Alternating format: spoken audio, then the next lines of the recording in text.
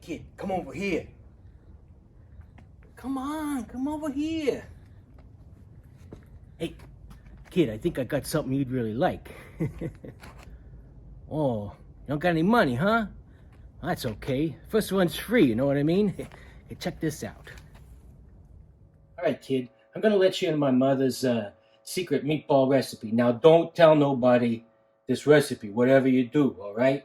This is a secret recipe, so don't tell nobody.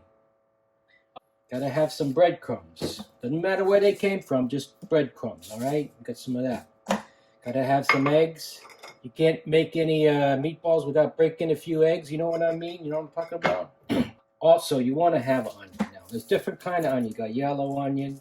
I got a little bit of red onion I already chopped up here. I'm going to use that. I like the spice. I like the taste of red onion, so I'm going to use that. I'm not going to say goodbye to yellow onion. Don't need him anymore. Now, you can use some different kinds of meat for your meatballs. Usually you get ground meat, but I'm going to let you in on a little tip here, a little tip from Chef Vinnie. You can get some cheaper meat, like this pork that has a bone in it. This meat was about as cheap as the ground beef, but look, it's probably better quality. So if you grind your own meat up, you get a better deal. Now that's a tip from Chef Vinnie. Okay, now you could use veal, you could use pork, you could use steak, beef, you can use a combination of all of those. You could use ground chicken, you could use ground turkey, you could even use a meat substitute. If you're a vegetarian or a vegan, or you're cooking for a vegetarian or vegan, it's called Gimme Lean. Now, Gimme Lean is something you'd find in your regular supermarket. Maybe it's in the health food section. Maybe it's in the meat substitute section. You'll find it. You'll find it. Don't worry about it. Don't worry about nothing, all right? The pork, now this is a little bit of a different job. There's a bone in here. You got to cut away what you want. Believe me, this is, at least you know what you're getting in your ground beef or pork. If you do it this way, you don't want to know what they put in ground beef and ground pork. You know, you don't want to know that. Forget about it. Now we know. We see with our own eyes. We know what we're doing here. Okay, we're about done with one. You know, once you got bone like this, you don't throw it away. No. You'd never do that. You could use this for a soup bone or a stock you're making, or some wise guy says, hey, throw me your bone. You go, okay, bada bing, bada boom. Forget about it. Okay, here we go. Now I got my beef, I got my pork all ready. I'm going to grind it up. You may not have a meat grinder, but maybe you know someone who does.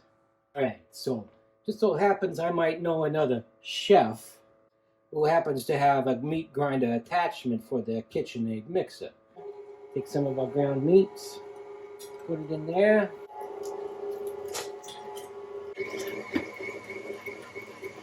All right, now we got some ground pork and ground beef in there.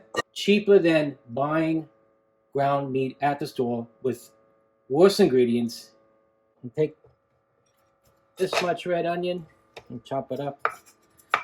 What I like to do is make a bunch of cuts this way.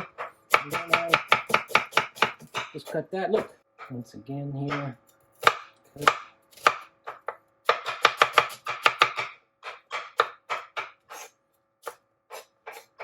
Okay, we got the rest of those guys. Got the rest of those onions chopped up. Fine. I would like to use 1 cup of breadcrumbs, 2 eggs,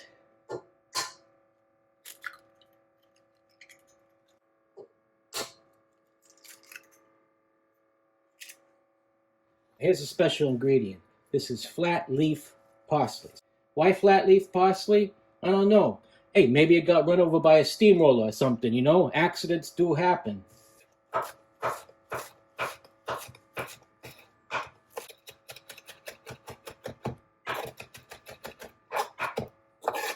Alright, we got that all chopped up. Looks nice. Put that in there.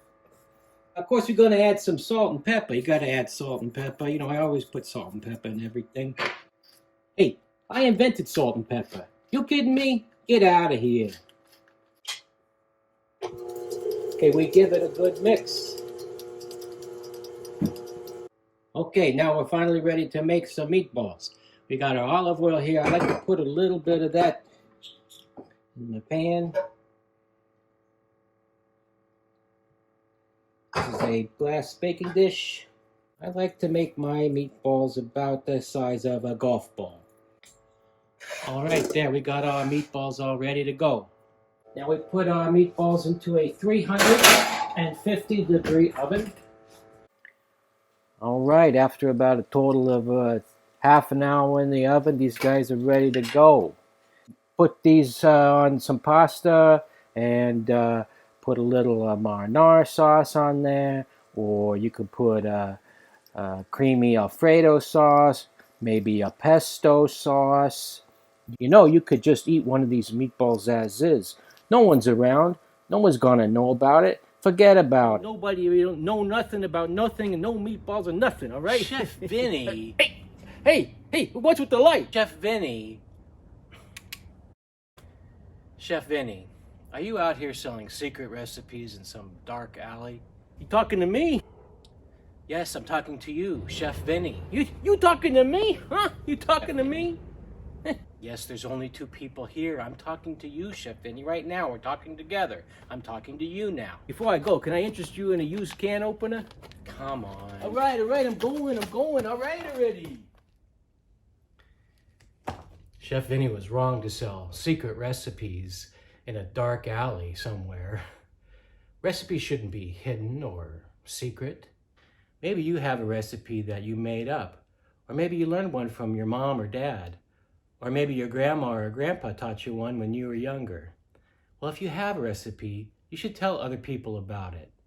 Share it with your friends. You'll be glad you did. So until next time, happy cooking from Chef Bill.